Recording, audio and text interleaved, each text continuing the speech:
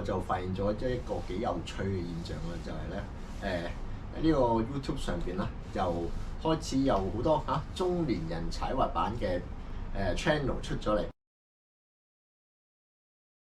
唔限止30-40歲嘅，咁啊甚至即係50-60-70歲嘅人咧，都開始去踩呢個滑板嘅。即係我哋都由細聽到啦，踩滑板係一件幾危險嘅運動啦，撻生魚嘅、斷骨嘅。而家嚟到呢個22世紀，即係會多咗中年人去參與呢個係一種高危嘅運動咧。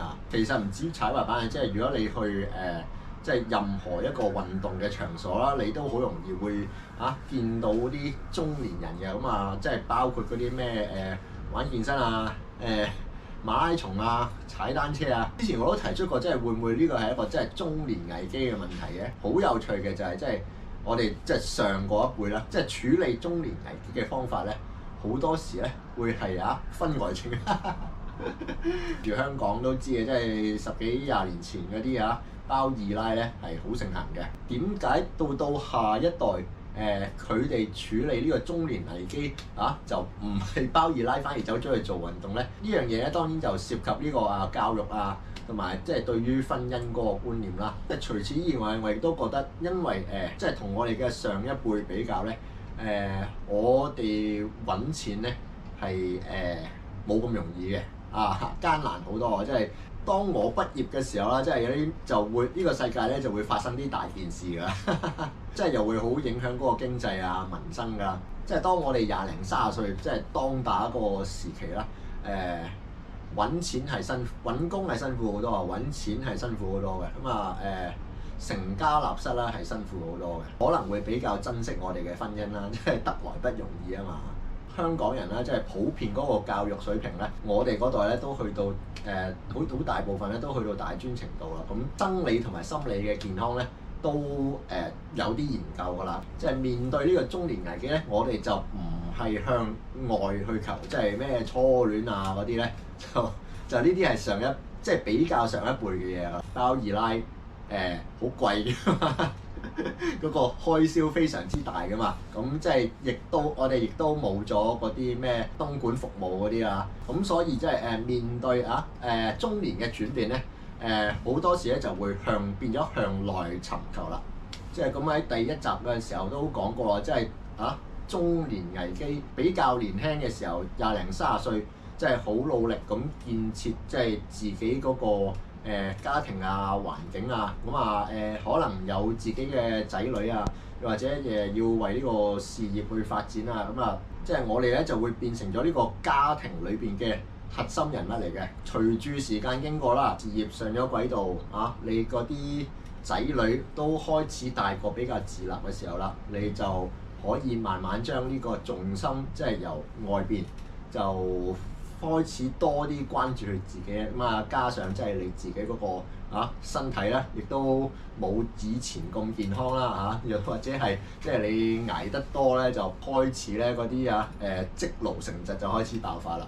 所以咧中年人真係開始比較注重健康注重運動咧，我覺得係絕對係一個好合理嘅發展嚟嘅。即係一般嘅人踩滑板係由細踩到大㗎嘛，咁但係啦，我作為一個中年人，即係讀完晒書、做完晒嘢先至開始踩滑板咧，對於滑板呢樣嘢嗰個觀念啦，甚至乎你學習嗰個方法進度重點咁基本上咧係完全好唔相同嘅。咁所以我就即係興起咗呢個撞板中世紀嘅念頭即係我相信喺香港嗰度即係中年先開始踩板就唔止我一個㗎嘛，希望即係將我嘅經驗咧，即係留俾其他人，等佢哋用最快最直接嘅方式嚟到學識呢個踩滑板咁其實撞板中世紀亦都係即係我自己即係 Legacy 系列嘅第2集啦，即係相對嚟講咧就冇整道具咁重要嘅，大眾好多啦。即係雖則踩滑板都係一個小眾運動，咁但係你玩 cosplay 道具嘅咧係個人數咧係更加嚴重咁少嘅，即係喺嗰個 view 數真係好反映到出嚟嘅。即係呢個系列即係都幫到我去重新去檢視翻一啲即係自己本來認識嘅嘢嘅，靠翻啲書啊，正翻啲名啊，motor memory 啊，即係網上咧其實都已經好多即係tips and tricks 嗰啲嘅，即係教你點樣去揼金字塔嗰嚿磚。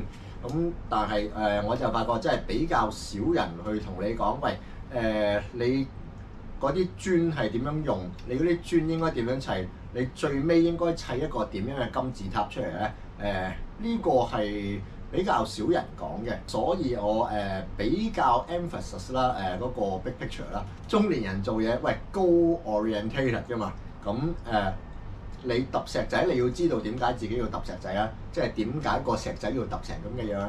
最尾砌成嘅嘢係點樣樣咧？即係你有個願景，有個藍圖俾自己咧，咁咧你先至有嗰個方向啊，先至知道自己個進度去到邊嘅。咁年輕人有好多時間啦，佢哋可以慢慢摸索啦。咁但係中年人最缺嘅係時間啊嘛。咁所以當你figure out 你自己想起嗰個建築物嘅藍圖之後咧，你就應該要朝住嗰個方向用最短嘅時間嚟到去起好你嗰件嘢啦。咁當然啦，即係我呢個系列咧就唔係淨係拍俾中年人睇，或者唔係淨係拍俾老年人睇嘅，都會嘗試用一個即係學院派比較學院派嘅角度咧去睇踩滑板呢件事。後生嗰啲咧好多時又唔明嘅，佢即係佢可能睇到玩 trick 好叻好有型喎，但係點解你會覺得好叻？點解你會覺得好有型咧？呢個探求嘅程度咧，對於佢哋嚟講，即係有啲超越咗佢哋嘅 level 啦。呢一方面咧，可以幫助佢哋去formulate去對滑板呢樣嘢有一個比較正確嘅觀念咯。即係唔好以為死練一樣嘢或者即係跳1000次就會跳得好嗰啲。即係你係要學啱咗個方法之後，先至再練習再重複1000次咧，先至係會跳得好嘅。就唔係用呢個錯嘅方法跳1000次期望你可以撞彩咁樣嘅跳得啱啦。即係同埋我都比較注重嘅就係一啲我哋所講嘅基本招啦，basic tricks 啦，唔起眼睇落去唔有型嗰啲啦。好多人咧真係會注重啲大招嘅，但係咧對於啲基本功咧就唔係好注重。即係你練基本功啦，你唔會短期之內咧睇到佢有咩用，睇唔到佢可以進化成為乜嘢嘅。咁所以好多人就會忽視咗呢樣嘢。咁當你去到即係高階少少嘅時候咧，呢個技能樹唔齊嘅話咧，即係會有所缺失或者嗰個穩定性係好低咁咯。對於年輕嘅板友，我有咩忠告咧？就係練好你嘅基本功。你金字塔個底咧，你做得好嘅話咧，起上去咧，你中意點起都得打橫起打斜起都得嘅。咁但係如果你金字塔個底搭得唔實嘅話咧，你咧根本咧就好難再起上去㗎啦。或者你要翻轉頭先至翻轉頭嚟到補底咧，咁呢個咧就浪費好多時間㗎。即係呢啲咩裝扮嗰啲咧，其實咧我咧以前咧就好唔中意嘅，即係膚淺嘅人咧先至會俾呢個外表呃到㗎嘛。咁但係即係我發覺，喂人都係視像嘅動物，咁即係就算我自己有時都會俾呢個第一眼嘅外表咧呃嘅。我要接受即係大部分嘅人就係會俾呢個外表呃到啦。即係中年人，即係有時你都要同呢個世界妥協㗎啦，唔係話你中意點就點㗎嘛。個世界係咁樣運作嘅，個世界唔會遷就你㗎。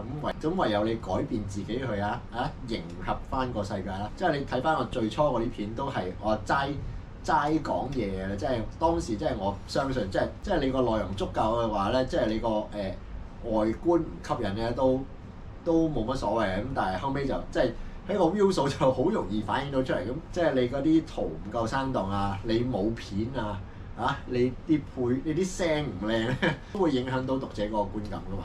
咁所以即係慢慢你就需要即係進化啦。你要學嗰啲點樣新嗰啲咩剪片 software cap 圖cap 片將嗰啲嘢編排得更加有趣啦。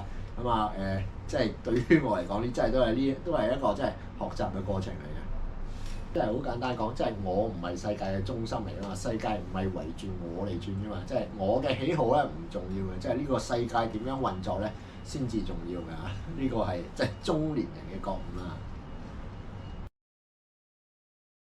好啦，應該都差唔多啦。咁啊，12集嘅撞板中世紀啊嘛，多謝各位嘅支持先。嚟緊會唔會有咩新系列咧？嚟緊2024年咧，暫時都應該唔會有咩新系列啦。我哋香港呢個大環境咧已經轉咗啦。剛剛啦，美國就將香港列入咗呢個adversary 嘅 list 裏邊啦。呢樣嘢咧係過去180幾200年咧都未曾發生過嘅。全世界嘅經濟喺度上緊嘅時候啦，咁啊香港嗰個經濟咧又一路落緊去啊，同世界脫軌啦。咁仲有咩所謂8運轉9運啊？黑兔走入青龍月啦。咁嚟緊呢個2024年咧，好難講有咩會發生嘅。咁所以咧，我就會將個精力咧就shift 翻去我個生活上邊啦。好多時咧，我踩板嘅時候要諗埋拍片嘅嘢我今日要做邊個實驗，咁大嘅板咧就可能要加啲乜乜乜，或者轉啲乜乜乜，即係呢個負擔係比較大嘅。咁同埋即係基本上我嘅嘢或者即係當中學到嘅嘢都貢獻晒出嚟啦。咁都冇乜嘢貨可以賣㗎。所以我都將呢個多啲時間咧，靜靜地喺度練習進修到我嘅技術可以上到幾個 level 更加見得人嘅時候咧到時再嚟講啦。所以嚟緊呢一年咧，我都係減產㗎啦，即係好似 Bitcoin halving 咁樣，個月可能一兩條片都冇咁，但係我會有嗰啲咩shorts或者出嗰啲。即係喺個 community 嗰度出啲圖keep 住話俾大家知，即係我未死得咁樣。我嗰啲 research 咧都係會繼續嘅。咩燈板改裝依然係會玩各式各樣有趣嘅嘢嘅。好多謝大家嘅支持。依家其他嘅 videos 再見啦。好，多謝各位，拜拜。